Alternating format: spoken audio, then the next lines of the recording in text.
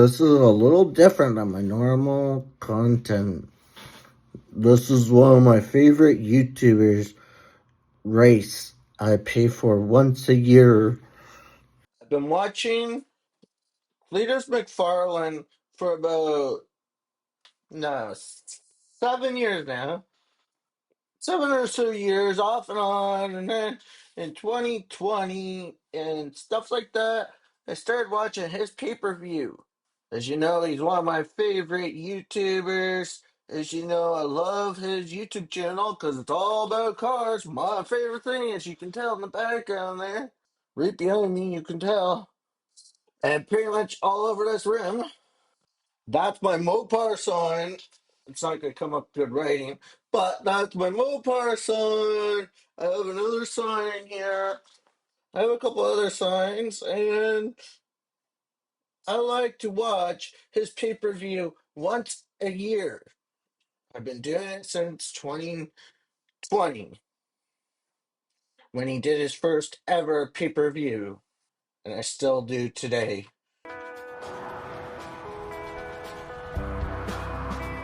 Ladies and gentlemen, welcome back to the Freedom Factory here in sunny Bradenton, Florida. We've got our biggest, baddest event of the year, the Freedom 500. It's our 5th one, if you can believe it, and it falls on my birthday. So naturally, we're going above and beyond to make this our best event ever. This year we have Crown Vics racing, we have Vans racing, we have fireworks, the whole 9 yards. There's a couple things I didn't even know about, and what are the odds that Freedom 500 actually lands on Cleet's birthday?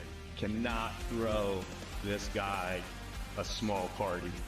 All right, well, I'm going to depart the booth as the Summit van enters the track with the party in the back. Yep, the Summit Racing Equipment again has stepped up once again to be the title sponsor of the Freedom 500 once again here at the Freedom Factory.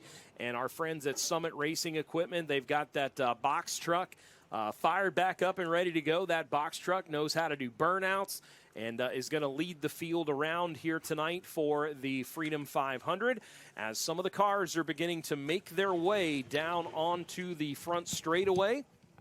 And we'll get them all staged and set up and ready to go. And we'll bring you the starting lineup here in just a little bit as we'll get ready to introduce you to the stars and drivers of this year's Freedom 500. Out onto the speedway, there you see Travis Pastrana, and it looked like there for a second he might not have had too many or sitting down right now as they're trying to get a glimpse and trying to get a look at some of their favorite drivers that are getting ready to compete. It looks like we've got everybody out on the racetrack right now.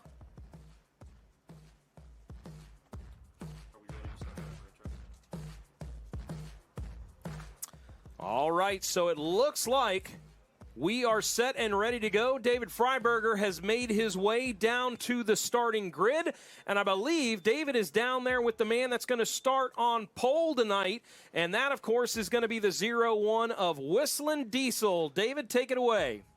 Freiberger here right out front. Everybody give me a hand. We're going to meet some of these drivers, all right? And now we got Cleet. Where is he? Right here. The one, the only Cleetus McFarlane. He's making all of this happen for all of us. You've raced every single one of your own races. You've won twice. You got to fix that. Yeah, I've won 2 Freedom 500s and nothing else. So I'm hoping to get a 3rd Freedom 500 tonight. How much do you save by winning this deal? I will save $140,000 if I win tonight. That feels pretty good.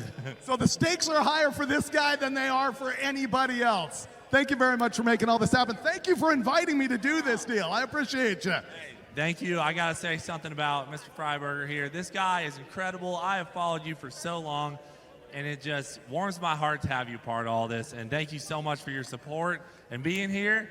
And we're going to have a lot of fun tonight, brother. Thank you. I love it. Very kind. Thank you.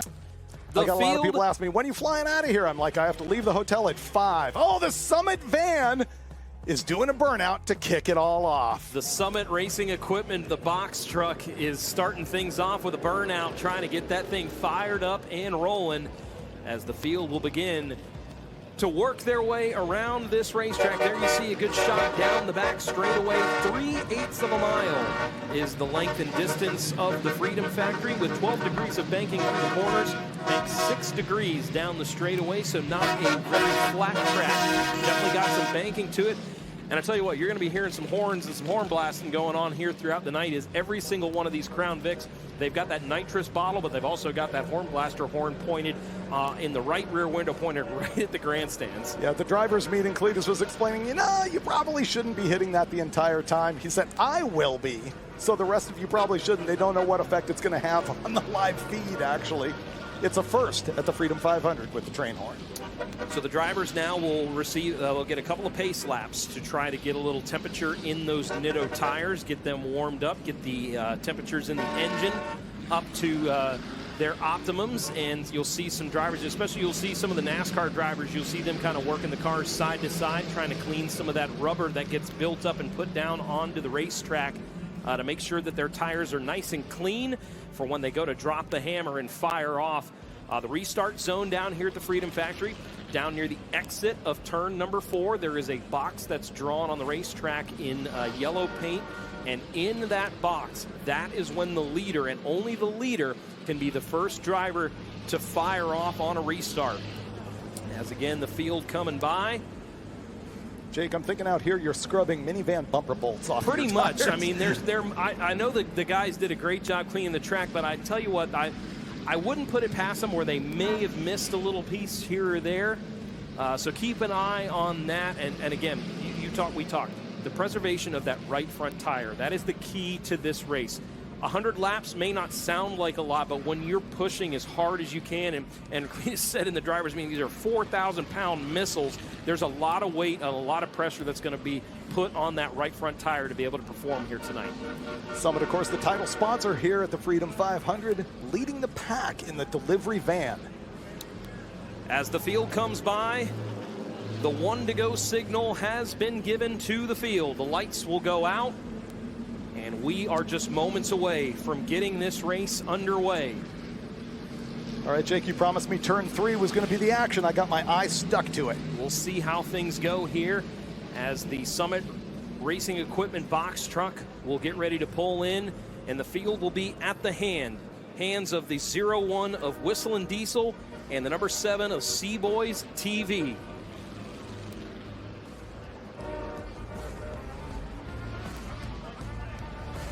All right, they just waved off the start as they had to kind of get a couple of guys in order, and they needed to make sure that the track was clear to go. So now the field receives the 1 to go signal. And we'll see who's it going to be at the end of 100 laps. Who will become the champion of the Freedom 500? We're moments away from finding out. Summit Racing Equipment box truck, the pace vehicle, has moved down into the infield. Fans are at the ready. Drivers are at the ready. Working their way through turns 3 and 4. Pyro, fireworks off in the distance. Green flag is in the air, and the 6th annual Freedom 500 presented by Summit Racing Equipment is green from the Freedom Factory as they rocket down into turns 1 and 2, already 2 and 3 wide. Drivers working their way down into turns 3 and 4 for the first time, side by side out in front. Whistling Diesel down on the bottom, and the field is able to come around and we survived the lap. Number 1. We survived the lap. 99 more to go. Good battle up at the front of the field. Whistling Diesel and Seaboys TV both stacked up side by side. Looks like a car off the pace down on the bottom of the racetrack. Looks to be the 96 of Axel Hodges. And look who's all over the back bumper of Whistling Diesel. It's NASCAR's Corey LaJoie, and he's got the 88 of JH Diesel right to his outside. As the yellow flag has come out, we have our first caution of the race. Turn 3, I was off by 1 lap. Off by 1 lap. Oh, well, I'll forgive it. So there we see the 96. Axel Hodges is going to be the first car to have a problem here tonight as he has come to a stop down at the bottom of turn number 3. We'll see if he's able to get that 96 car refired. We'll take a look at the heat wave visual replay, and I had mentioned it. He slowed coming off of turn number 2. Kept the car down low. Looked like it was under power there, but then as soon as he gets down into the infield section, that car comes to a stop. And we'll see, as we go back live, if Axel's not able to get that car fired, would he be one of the drivers that is able to jump behind the wheel of one of the reserve cars? You know, one of the things about doing this with all of the newcomers is that when you're first into it, you've never been in traffic before on a circle track, you might not have all of the flags completely understood, you don't know some of the procedures. It adds to the tension for those people who haven't done this before. All right, so it looks like the field now, again, in single file formation. They want to make sure that everybody is in the proper restart order before they double up. The driver that is up front will get to elect whether they want to restart on the inside or the outside lane. Typically, you're never really going to see a driver jump on the outside with these Crown Vics. Maybe in some other type of cars here, you might see the leader elect the outside to have some momentum once they make the exit of turn number 2. But in these Crown Vics, I think it's pretty safe to say everybody's going to work their way down along the bottom of the racetrack. Oh, and it looks like we've got another pace vehicle. I guess the Summit Racing truck is going to take the rest of the night off. We've got, oh wow, a Crown Vic pace car there. It looks like Summit Racing Equipment is going to sponsor that. And I thought we were going to have the box truck all night, but it looks like we're going to have a Crown Vic out there as well. And looks like it's huffing a little bit too. I don't know. Well, that's not good. That car's barely even been on the racetrack, but it's starting to smoke a little bit. But you know, maybe they were on the nitrous off the throttle. That ends up being bad on these things. You blow intake manifolds apart. I mean, clearly you still got an intake manifold. It's still cruising. Well, we'll see there as they're kind of working their way around the track. The rest of the field still in formation. There you see C-Boys TV, just two laps into this one, is showing the way. Ahead of the 0-1 of Whistling Diesel, so that front row remains. Corey LaJoie able to pick up a spot, as was the 88 of JH Diesel. Both of them moved up a position, so they're going to get to restart on row number 2. As again, the field, they're just making sure everybody's in the proper spot here. You know, you can buy a lot of stuff to hop up these Crown Vics on SummitRacing.com. When I was the editor of CarCraft magazine, we fooled around with one and actually made it super cool just with mail-order parts. So that's something you could, you know, these things are actually popular on the street. Whoa, Oh. Dave, something is not right with that car. The pace car is going to blow up? That's no, like, I don't know. It looked like this is something that would happen to me. No, now David, it's black. No, I'm serious. There's something wrong with that car. Well, totally. Look at that. It's huffing black smoke. That can't be right. I don't know what those guys are doing. They might want to pull that thing in. Dave, that looks like am I seeing fire coming out of the front of that car? I think so. They quickly are going to pull that thing in towards the infield. I don't know where they think they're going. I thought rule number 1 here at the Freedom Factory was to don't go off on the grass. Oh, look at that thing. I don't know what the heck is going on down there. The Freedom Factory guys, I don't know what they're doing. They need to get away from that thing. Man, you open the hood, you're going to get fire in your face. They're trying to get, it looks like they're getting away from there. So it looks like, all right, well, that was pretty short-lived there with the, oh my gosh! Okay. The pace car has just exploded down in the infield. Oh my gosh, that's one way to say you're done. I did not see that coming. The track and rescue team is quickly on the scene, and well, you know what? We've had some Crown Vics in the past that haven't made it very long in these races, but the pace car literally just exploded. It's pouring fire out the bottom of it still, but of course the safety crew is on top of it. Man, I don't know if that's quite the advertising the folks at Summit Racing Equipment would want to see, but we're going to go to the heat wave incident replay on this for those of you on Freedom Plus. I mean, a couple of those guys. Cletus McFarland, I seen one of his pace cars. The second pace car exploded during the race. Cletus's second pace car was. I mean, they're lucky they got out of there. That was so close. Unbelievable. Man, it sprayed fire on the ground behind the car. Thank God the hood didn't completely just get dislodged from the car. Here it comes again. Oh, my goodness. Wow. Listen, I mean, Cletus has been known. We knew something was wrong because it came around the track smoking. Then it had pulled off because it was smoking so bad that it just kept getting worse and worse. Well, it ended up there was a fire in the engine somewhere. And then it just went poof and went up in flames. No better time than a live stream for that to happen. To blow some things up before in the past, but I don't think we ever anticipated anything like this. Oh, my goodness. It blows up right in front of No Way Sean. I wonder if he felt the heat singe the back of his scruff there. Man, great job by our camera crew making sure that they got all this. How do you possibly have this much footage out of a completely unintentional explosion? It's unbelievable. Well, all right, so let's reset here.